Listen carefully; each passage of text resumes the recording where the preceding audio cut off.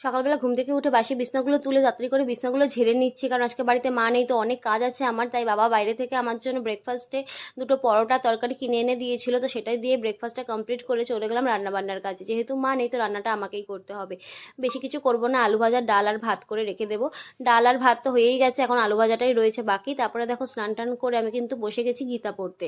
শুনেছি প্রেগনেন্সির টাইমে নাকি গীতা পড়া নাকি খুব ভালো, তাই 10-15 মিনিট করে রোজই আমি একটু গীতা পড়ি। মাঝে মাঝে একটু স্কিপ হয়ে যায় যেদিন আমার শরীর ভালো থাকে না। তো বাবা আমাকে গীতাটা কিনে দিয়েছিল। গীতা পড়ে আমি তাড়াতাড়ি করে খেয়ে দিয়ে নিয়েছি। খেয়ে নেওয়ার পর চলে গেছিলাম আমি আবার আল্ট্রাসাউন্ড করাতে। বাড়ির সামনে থেকে ম্যাজিকে করে কল্যাণী যেতে বেশিক্ষণ লাগে না, 20-25 মিনিট মতন লাগে।